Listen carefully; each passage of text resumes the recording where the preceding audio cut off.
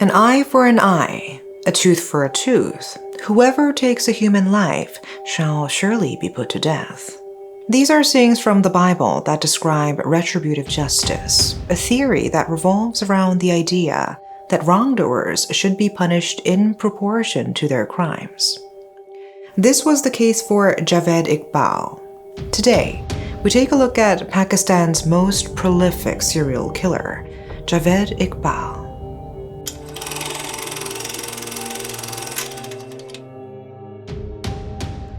In early December 1999, a local newspaper and police in Lahore, the second largest city in Pakistan, received a disturbing letter.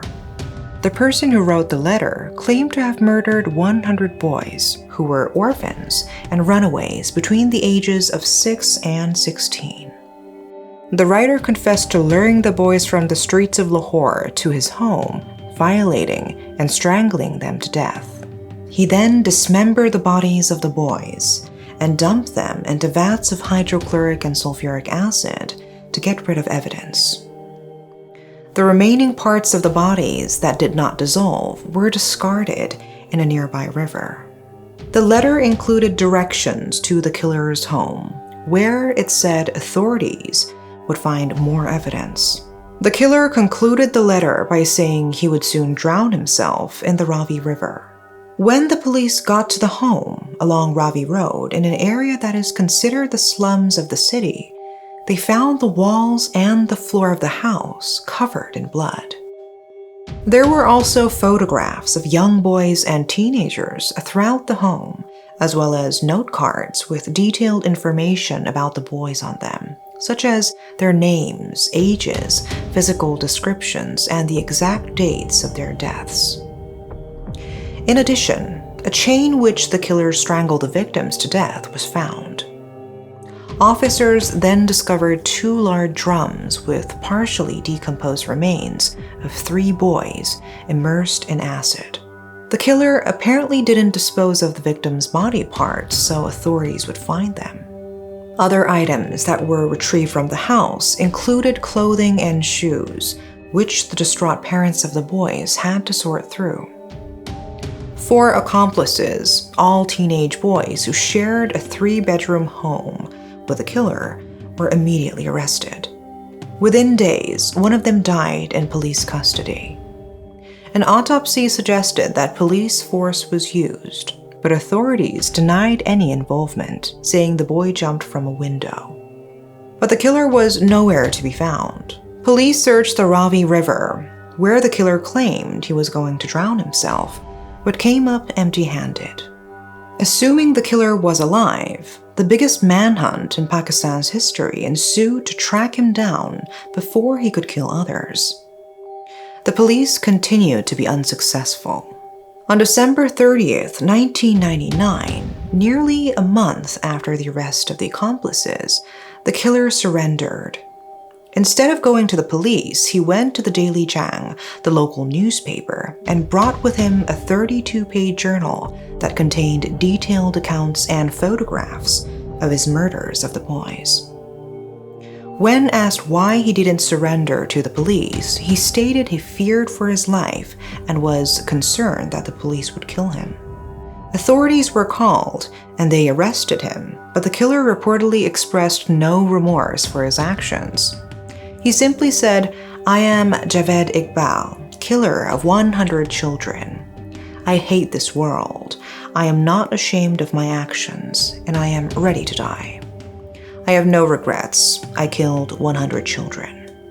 Iqbal was born in 1956 in Lahore, the 6th of 8 children and the 4th son of a wealthy businessman.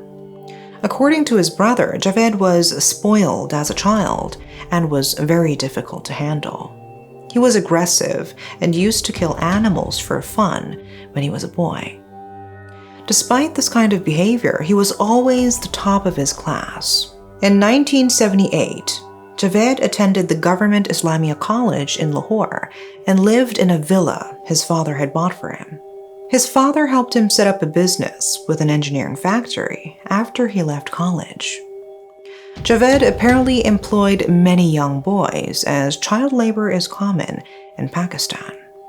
This is when his brother, suspected Javed, became attracted to minors. His parents apparently knew about his preference for young boys, but hoped he could still have a normal life. They persuaded him to get married, but Javed rejected this. He eventually agreed, but on the condition that he could choose his wife, against the country's tradition of arranged marriages. It was later revealed that he chose the elder sister of one of his victims as his bride. Javed's fascination with young boys grew throughout the next few years. Multiple complaints were even filed against him, accusing him of sexual assault and sodomizing children. As his father was a well-respected and powerful businessman in Lahore, many people suspected his father used his influence to keep his favorite son out of jail. But in 1991, Javed was arrested for violating 2 young boys, and it was then that his family truly discovered his perverse tendencies. At the time, he was married for a decade and had a daughter. The shame the arrest brought his family led to them breaking ties with Javed. His wife also left him. A few years passed, and then in 1993, his father passed away. Javed, who was in his late 30s at the time, inherited more than 3 million rupees. He used that money to purchase a mansion and many cars. This mansion included a pool. He invited young boys to the pool, and he took videos of them swimming. Javed threw many parties at the mansion, where his guests were mostly boys who were poor. He apparently enticed them with food and shelter. Javed also used his inheritance to fund businesses that fueled his sexual perversion.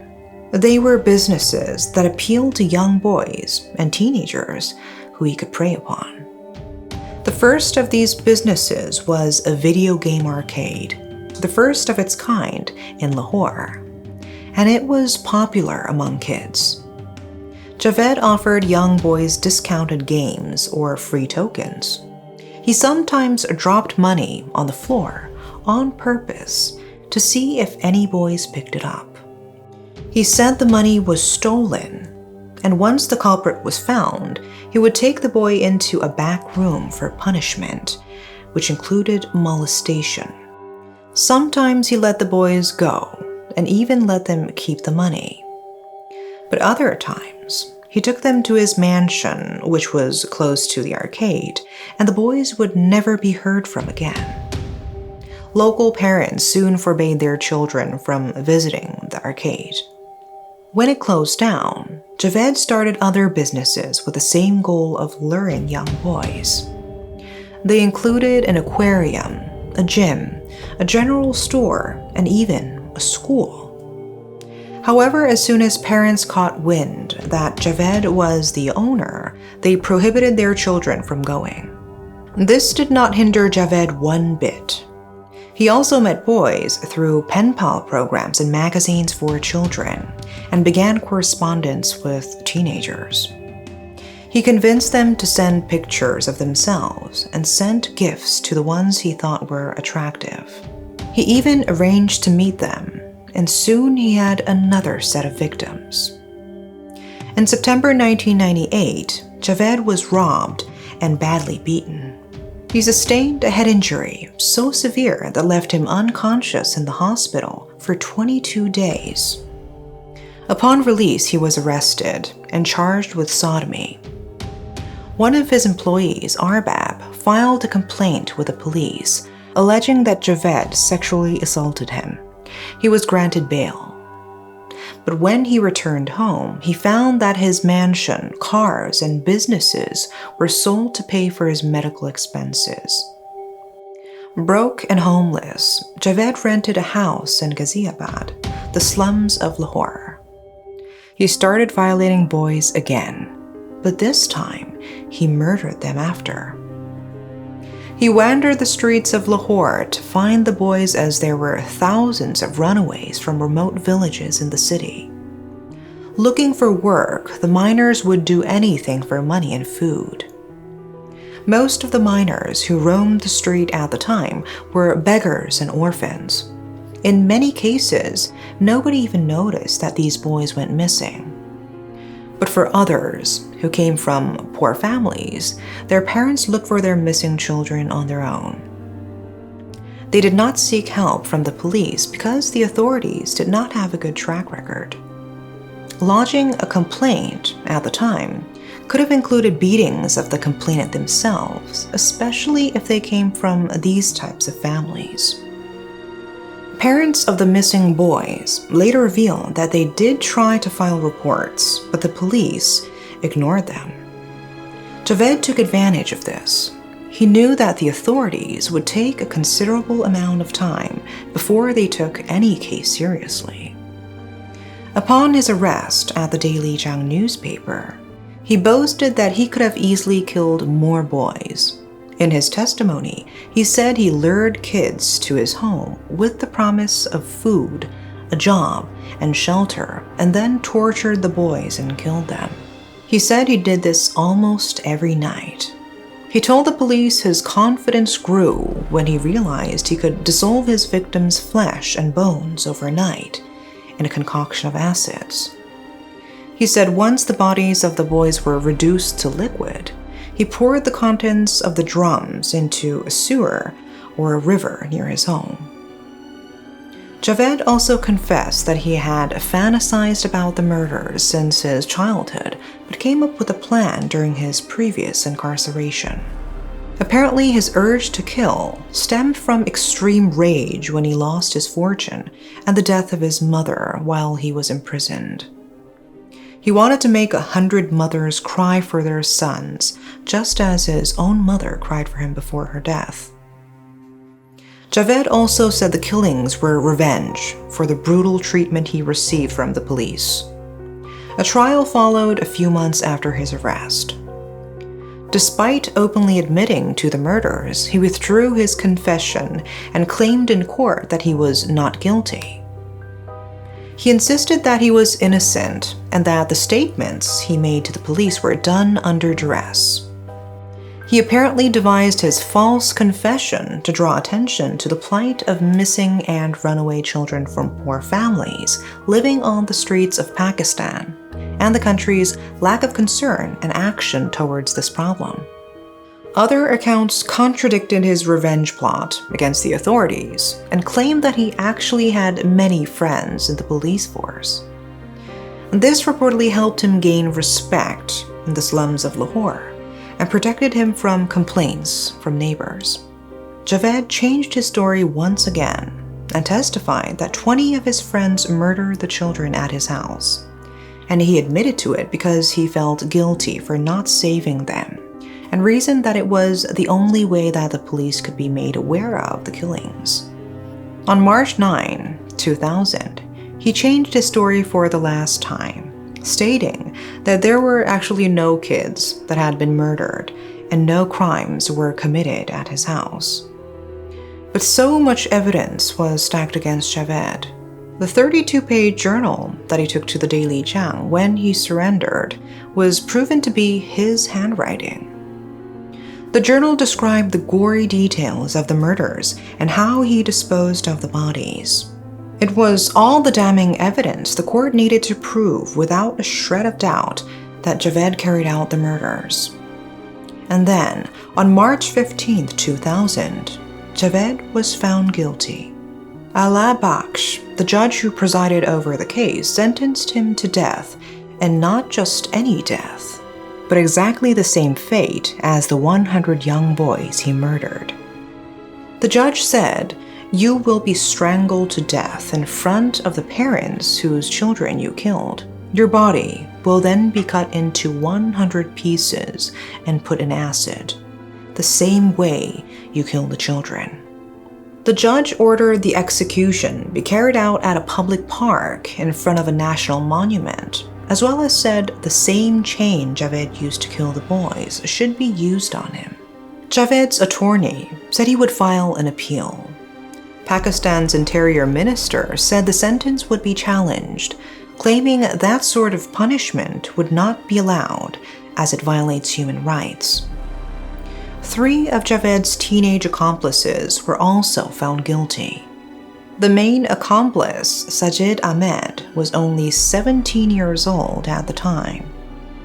He was convicted of 98 counts of murder and given a death sentence of 686 years in prison. 15-year-old Mamad Nadim was found guilty of 13 murders and sentenced to 182 years in prison, 14 years for each murder. And a 13-year-old Mehmet Sabir was handed down a term of 63 years behind bars. But on the morning of October 8, 2001, Javed, who was 45 years old at the time, and his main accomplice were found dead in their prison cells. They were hung with bed sheets in their cells at Kot Lakpat prison.